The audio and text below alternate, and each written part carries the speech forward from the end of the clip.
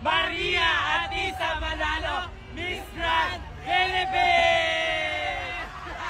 Hindi pa man natatapos ang pagdiriwang sa pag-uwi ni Atisa Manalo bilang Miss Universe third runner-up, agad nang sumabog sa social media ang panibagong kontrobersya. Pinupush ngayon ng ilang fans na sumali siya sa Miss Grand International sa susunod na taon. Nagsimula ang usapin matapos mag-viral ang ilang comments at posts na nagsasabing sayang ang ganda, deserving ng corona, at bagay sa grand stage ang aura ni Atisa. Marami ang nagtulak na kung hindi nabigyan ng full crown sa Miss Universe, baka raw mas maging favorable ang resulta kung sasabak siya sa MGI. Nagkaroon tuloy ng spontaneous na debate online.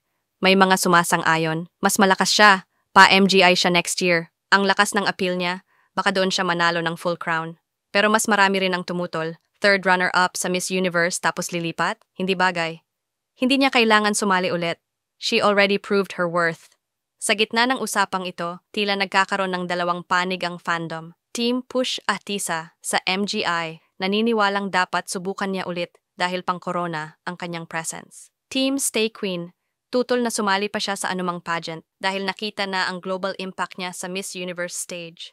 Ang mas matindi, kahit anong pahayag mula kay Atisa, tuloy-tuloy ang pressure ng fans. May gumagawa na ng mock-up posters, fan-made pageant banners, at mga caption na parabang nakakonfirm na ang pagsali niya kahit wala pang kahit anong balita.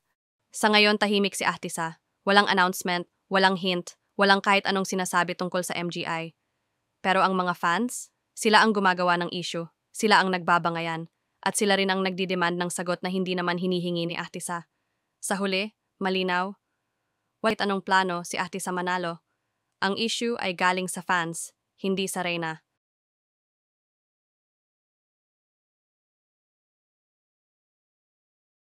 Maria